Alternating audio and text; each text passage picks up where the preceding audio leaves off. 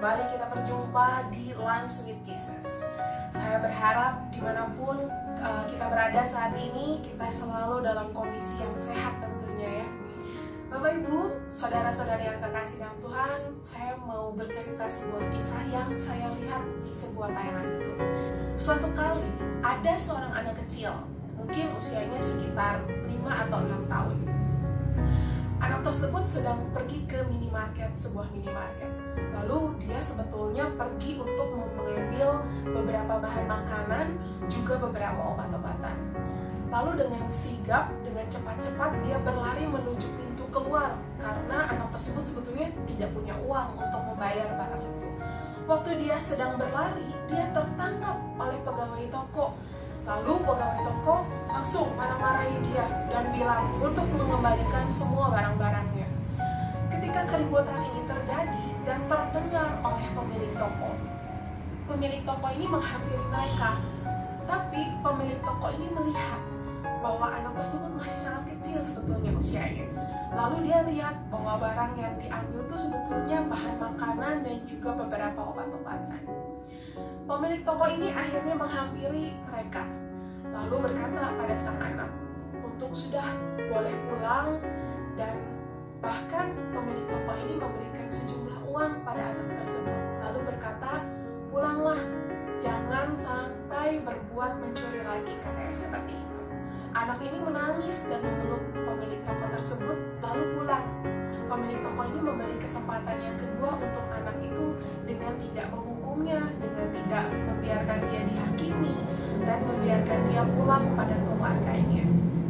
Bapak Ibu, saudara-saudari yang terkasih dalam Tuhan, mari saat ini kita mau merenungkan firman Tuhan dari bacaan Injil pada hari ini, yaitu dari Yohanes 8 ayat 1 sampai dengan 11. Saya akan bacakan. Tetapi Yesus pergi ke Bukit Zaitun. Pagi-pagi benar ia berada lagi di bait Allah dan seluruh rakyat datang kepadanya. Ia duduk dan mengajar mereka. Maka ahli-ahli Taurat dan orang-orang Farisi membawa kepadanya seorang perempuan yang kedapatan berbuat zina. Mereka menempatkan perempuan itu di tengah-tengah lalu berkata kepada Yesus, "Rabi, perempuan ini tertangkap basah ketika ia sedang berbuat zina. Musa dalam hukum Taurat memerintahkan kita untuk melempari perempuan-perempuan yang demikian. Apakah pendapatmu tentang hal itu?" Mereka mengatakan hal itu untuk mencobai dia, supaya mereka memperoleh sesuatu untuk menyalahkannya. Tetapi Yesus membungkuk, lalu menulis dengan jarinya di tanah. Dan ketika mereka terus-menerus bertanya kepadanya, ia pun bangkit berdiri, lalu berkata kepada mereka, "Barang siapa di antara kamu tidak berdosa, hendaklah ia yang pertama melemparkan batu kepada perempuan itu." Lalu ia membungkuk pula dan menulis di tanah. Tetapi setelah mereka mendengar perkataan itu, pergilah mereka seorang demi seorang, mulai dari yang tertua. Akhirnya tinggallah Yesus seorang diri dengan perempuan itu yang tetap di tempatnya. Lalu Yesus bangkit berdiri dan berkata kepadanya, "Hai perempuan, di manakah mereka? Tidak adakah seorang yang menghukum engkau?" Jawabnya, "Tidak ada, Tuhan." Lalu kata Yesus, "Aku pun tidak menghukum engkau. Pergilah dan jangan berbuat dosa lagi mulai dari sekarang." Demikianlah Injil Tuhan. Kalau kita lihat dari ayat 1 sampai dengan ayat 11 ini paling menarik Bapak Ibu, paling berkesan, yaitu ketika kata Yesus, "Aku pun tidak menghukum engkau. Pergilah dan jangan berbuat dosa lagi mulai dari sekarang." Kalau kita lihat bacaan ini, Yesus memberikan kasih-Nya, memberikan pengampunannya kepada wanita tersebut untuk tidak berbuat dosa lagi. Kalau kita ingat kisah tadi, sang pemilik toko dan anak kecil, sama Bapak Ibu, saudara-saudari yang terkasih. Pemilik toko ini pun memberi kesempatan yang kedua bagi anak tersebut untuk tidak mencuri lagi, dan memberikan kasih-Nya pada anak tersebut dengan membiarkan anak tersebut untuk pergi pulang, membawa barang-barang yang memang saat itu mungkin dia butuhkan.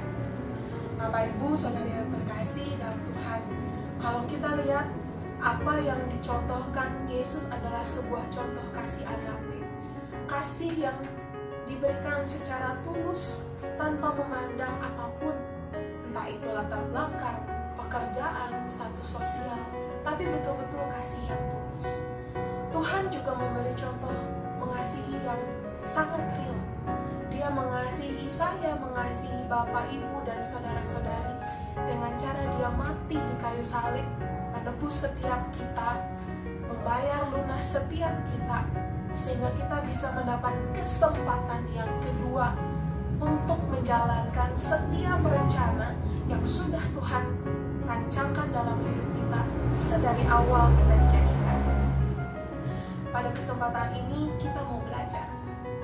Kalau kesempatan yang kedua sudah kita terima, sudah kita nikmati kasih-Nya, mari mulai dari saat ini kita ambil keputusan untuk terus memanfaatkan kesempatan yang sudah diberikan itu dengan melakukan apa yang menjadi kehendak Tuhan dalam kehidupan kita sehari-hari. Kita berusaha mengejar supaya kehidupan kita sungguh berkenan di mata Tuhan, dan sungguh-sungguh hidup kita betul-betul menjalankan apa yang sudah dirancang dari awal kita dilahirkan, dijadikan, dibentuk. Mari sama-sama kita menanggapi kesempatan ini, kasih yang Tuhan berikan pada setiap kita, bagi setiap pribadi, dengan sungguh-sungguh, terutama di saat Prapaskah ini. Mari kita bersatu di dalam doa. Tuhan, pada kesempatan kali ini kami bersyukur kalau kami boleh mendengar setiap firman. Ajar kami Tuhan untuk bisa mengikuti setiap teladan yang telah Engkau berikan sendiri bagi setiap kami.